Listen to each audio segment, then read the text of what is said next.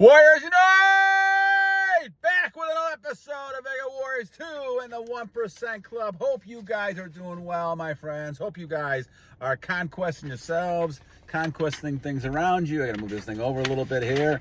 And hope you guys are continuing to control yourselves enough to be able to control things around you, and obviously follow God's purposes and what He has designed for you. I think that's the key to a lot of things we're going to talk about.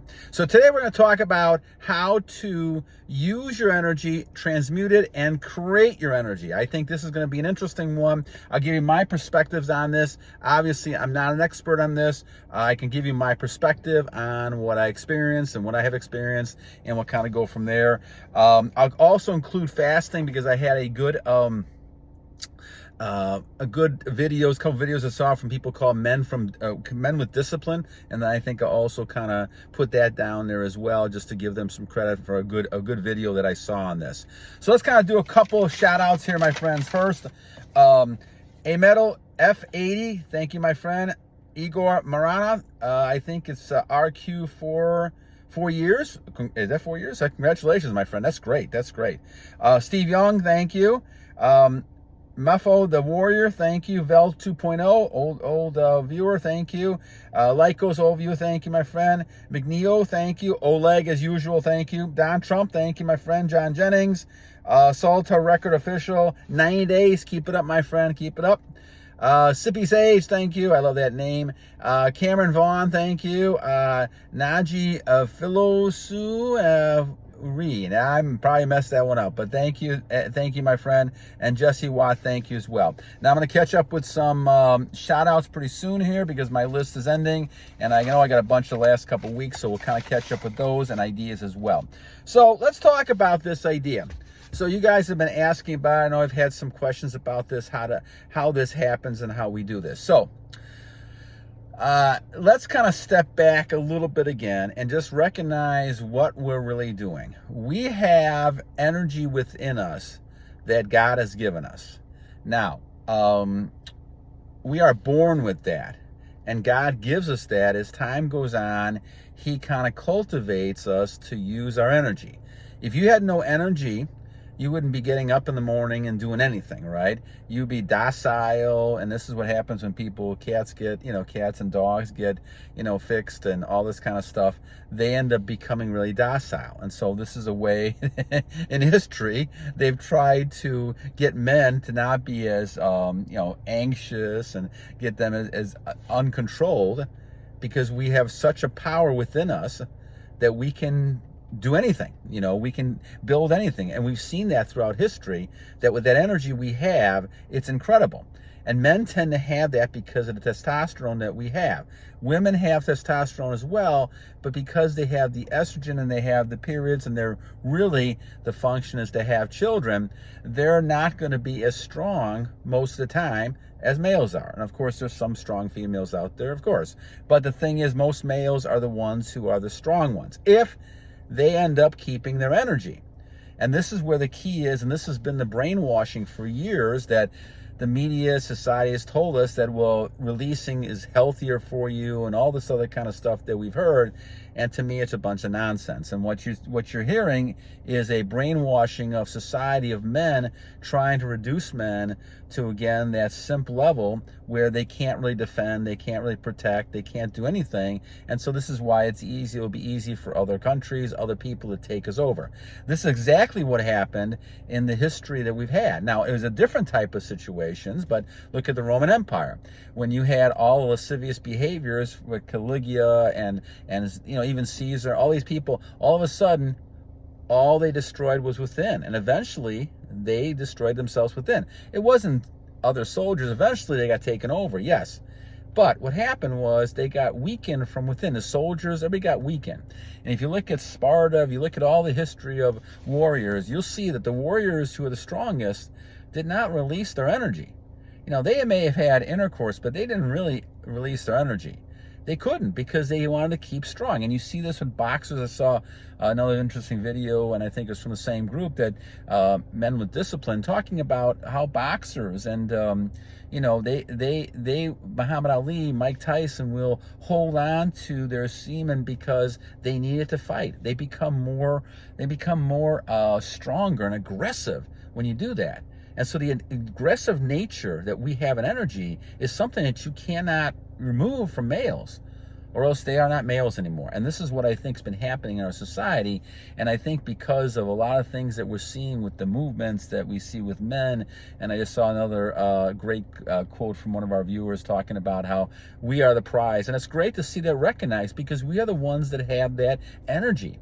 Women want the energy. Now, in a society, we've been taught the opposite type of thing all the time, that it's the opposite. We should be chasing the women. We should be the ones that are doing things and using that energy in a positive way. Now, first, 2 steps I'm going to take in this thing. 2 steps. First, the first step is, what if you don't have energy? Now, this is my opinion only, and you can take it for what it's worth. But when I was going through a lot of stress and times in my life, I was way overweight.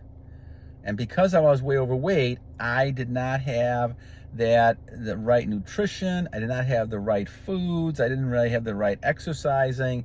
I was going through a lot. And on top of that, I tried to release some of that energy, the stress out of my life. It made it 10 times worse.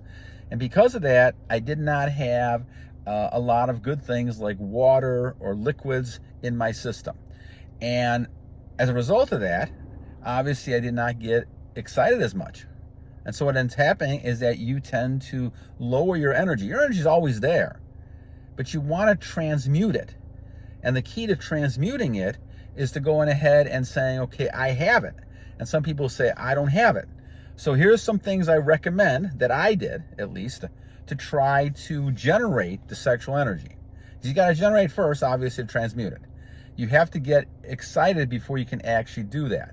So the first key then is to drink a lot of water, or at least liquids. Because what you're going to do then is going ahead and pushing, kind of keeping that line going. And blood, one of the things that's important is blood. So the more you can thin out that blood with water, with fasting. We talk about fasting a little bit. We'll talk more about that in a specific one. But the fasting combining with the retention, semen retention, makes a huge difference. That's why some cases I do intermittent fasting. I will not have anything until like 10:30, 11 o'clock, and sometimes now 12 o'clock. And it depends on the situation, how many hours I go. But the thing is, you want to give your body a chance to work. And with the retention and all those things within your system, your muscles are stronger when you're transmuting, and it gives a chance to work on what's in the system. And so your stomach will get flatter. All these things will happen. But at the time when I was the worst I was, and this was a number of years ago, I remember I was overweight. I was stressed out. I was 100 pounds heavier than I am now. And I felt like I was going to basically, die. And I had a lot of football injuries, and so they weren't healing at all. They were still agonizing, and I couldn't walk half the time. And so I had to make some changes. This is back in almost 1998, where I basically went back and I found this book, Kendler's Fountain of Youth. And some of you guys have been asking about this, but the book is called The Ancient Secrets of the Fountain of Youth. I think there's a lot of different versions. The book came back, I think, out in the 40s or 50s originally, and there's a bunch of different versions. I had like the 1985 version when I first found it over at one of the stores we were at, here in town. But the thing is that, that book kind of told me about how to use your energy. We call it chakras, and you can call it different names you want. Energy forces, chakras. It doesn't matter. It's the same principle. What you're talking about is keeping energy going and using it for other types of things. And so I do those exercises they talk about in the book. Plus the other thing is the 6 exercise, which I didn't do right away, but I did that over the last 5 years, and that's kind of transmuting that energy. And we'll talk about that in a second. But the thing is we're focusing on what if you don't have energy, So how do you create that sexual energy? Well, first of all, like I said, using water. get that blood thinning so that so you can get more excited, obviously, when you see something. Now, I'm not encouraging you to go ahead and just get excited all the time. I'm saying that if people, because some people have mentioned to me they're struggling with getting that original energy, and you got to have that to start with. You can't transmute it if you don't have it. So you got to have it. So the thing is, what you really want to do is find yourself in situations where you are getting excited. And though you guys are in your 20s, there's not such an issue, though if you did lose a lot of energy, you might have to kind of go back and do some of this stuff as well. But the thing is that for those who are a little bit older, like in my category, when 64 years old, you have to kind of do some things as well to build your testosterone. So I take a lot of cold showers. Now, I did this after I started, going monk mode, but you could do it before as well. And you want to create that situation where you have the energy there. Obviously, exercise makes a big difference. I put in about 30,000 steps a day, 30,000 steps a day. I try to do some weightlifting. And I do those exercises from Kellner, and then trying to kind of focus on all the things I can do to kind of keep in shape and eating the right foods and drinking water and things like that. So when you get to the point of you're able to create energy, that's a good sign. That means you're healthy. That means you're able to do this. So this is why you probably should start doing some of that stuff now if you can't do it. Now, once again, most of you guys in your 20s and 30s, there's really no issue with it because your testosterone is really high and it's great. But I'm talking more to people who are a little bit older, like I am, where you have to actually understand that you still got to create that, and your testosterone may go down, those things may go down, so you want to keep those up. And so one of the things obviously is retention. So now we talk about retention. That will also help you create sexual energy because you're keeping it inside. You're not dispersing it all the time. And obviously you're like a zombie walking around. This is what happens. And you see people. You can see people. And unfortunately, I could see priests and other people. You could tell if they're releasing because they will look withdrawn. They will look like they have no energy. And they won't have energy. Because they've been so much withdrawing, they look like a zombie walking. And so this is why we talk about the fact that you have zombie suckers and vampire suckers sucking energy, because you look that kind of withdrawn. All right, so you have then, let's say, for example, you are a person who has a lot of sexual energy. God has blessed you with that. You've kept it. You're in good shape. Now, you don't want to get tempted and lose that, right? You don't want to do that. So what you do then, basically what I've done, and I go back to what I'm saying, is I basically use a few different exercises when you get aroused. Now, you will get aroused at different types. You might get aroused by looking at a picture. I'm not talking about on purpose, but just something that comes through the internet. It's hard not to at this point. You see everything all around you all the time. You notice girls, especially in the summertime like we have now, they're not wearing a lot of clothes. You may get aroused at this point. So the key is going to be then, when you're aroused, is to go ahead and use some techniques. Now, let me give you a few techniques. The one in Kendler's book, The Ancient Fountain of Youth, is the one that you're standing up, and if you're doing this standing up, you go and put your hands on your waist. The key is going to be breathing, and all of these will be breathing. So as you get excited, obviously, all the energy is down by that area, right? Now, as you know this, you all of a sudden switch into deep breathing mode. You go ahead and you breathe in, and you can see it down by your chest, and you can see it down by your stomach. If you feel in your stomach, you're breathing the right way. And then you hold it, and you're pushing it basically up. You're pushing down, and so the energy will go up. And you also, at the same time, visualize that now this energy that was down there goes up. Now, if you do this and you're good practicing it, I will almost guarantee you, in my case, at least that, and I shouldn't really guarantee, but you basically have a great chance of forgetting about your arousal and moving on. It's really an erection is really more your reaction to seeing something and you're imagining something. So if you get your mind away from it, once again, oxygen, if you change the oxygen in your brain, all of a sudden you change your thoughts. So if I'm able to breathe in, all of a sudden now all that is going down from there up. And now all of a sudden my brain is not thinking about this. I'm thinking about getting my breath, right? And so basically I forgot about that girl, that picture, whatever it might be, and now I can move on. And then obviously get involved in something.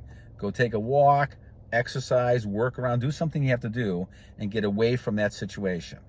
All right, a couple other things you can do is, once again, if you're getting aroused, take your thumb, stick it up on your nose. Again, breathe in, and then switch it over and breathe out. And so breathe in, breathe out. Again, this is when you're getting aroused and you feel like, okay, I can do something about this. I'm thinking about releasing. Now you go ahead and do this. And so as you do this, you'll find yourself actually becoming stronger. At least I did. And you're able then to push all that energy up. It makes perfect sense because basically you're not going to keep that down there. Now, of course, you know, people talk about blue balls and things like that. I think that obviously that's a case in which you're basically kind of doing it in like a nonstop type of way. I'm not really suggesting that to some level, but I think what you got to do is you got to be able to kind of control that arousal you're having and use it in a positive way so you can kind of transmute it in a way where you're going to be able to, you know, make it worthwhile. And that means building your muscles back up. And I've seen a difference in myself over the 5 years that I've been doing this in a monk mode. Monk mode, by the way, is something where you're not even you're not thinking about women. You're avoiding the situation entirely. You're doing the best you can to focus on it. Now, is that perfect? No, of course. I mean, I've kind of gone back and forth on monk mode, just like I did all those years with just NoFap and things like that. But I've actually improved from NoFap to the point where now I can actually I'm not releasing, but I can go ahead and, you know, the thought pattern, you're always going to have some arousal. I mean, it's difficult to avoid it. What you do at that point, however, is the key. Again, you can get the birds flying over your nest. You're always going to have temptation around you. Will you allow them to sit and make a nest in your head? That's a good analogy. Same thing with temptation, same thing with the energy level. So again, the nose and coming through this way, all right? And the third one actually, again, is another one of the deep breathing ones. If you're focusing, if you're sitting down now, again, you want to go ahead and take that deep breath and hold it, right? And as you're holding it for a few seconds, think in terms of you becoming a strong person and that energy is flowing within, up in you, up in your muscles, your chest area and all that. And then let it go a couple seconds and breathe out. So keep thinking in those terms, visualize those. Combination, the third one is more of a combination of visualization and your breathing methods. Breathing is a key to eliminating this arousal. But visualization is also important to kind of find that energy wants to go somewhere. Where's it going to go? So, all right. So anyway, those are some helpful hints. If I think of some more that I'm doing, I'll let you know. I'll kind of do them more again. But now you guys have been asking for both of these areas about, well, what happens and what happens if I don't get aroused, and obviously if it's a serious issue, you need to go to the doctor and see if you can try to get some help for it. But the thing is, there's things I've done over the years, especially when I was very heavy, that I could do that kind of illustrate that you can do some things to make it better. You want to create the energy first. We have it. We have to make sure we learn how to transmute it. Obviously, you can't transmute it unless you have something to work with. So it's not a scary thing to get tempted. We all get tempted. But you have to live in that present moment, be present, and say, okay, I have enough confidence and faith. I can handle this temptation. Now I'll go ahead and transmute it. That's the key to a lot of it. It's been 5 years of doing this. Before that, I didn't do monk mode. I kind of went back and forth, and I wasn't as strong as I should have been. And doing monk mode, you really hone in and saying you don't want to lose any of your energy. It's very important. It's like gold, having gold. Every little bit. And you're going to have some runoff. I mean, those happens. People ask me about wet dreams, and they ask me about things like, trying edging, things like that.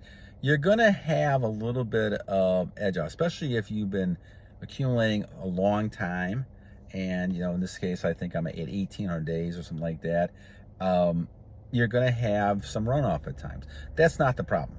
The problem is what you're seeing nowadays, where people are releasing 4 or 5 times a week, or even sometimes 2 or 3 times a day, and they're just becoming zombies out there. And that's the thing you want to avoid. So the key is going to be, to me, is to be able to have the energy, build it up, continue building it up, and then when those times come, when you're actually getting aroused or excited about something, then you go ahead and transmute it to be able to kind of help it. So hope this helps, guys. And once again, I'll put some stuff in there, some of those men with videos, instead of all these other types of things. There's a lot of good ones out there talking about, man, and I'll kind of focus on these more as time goes on. All right, guys, 2 things to leave you with in this great day. 1, every day is a new day to a great warrior. And 2, we got to continue to keep fighting this devil with the shield, the armor, and everything else we have. So we got to continue to battle on! God bless you guys. Have a great day.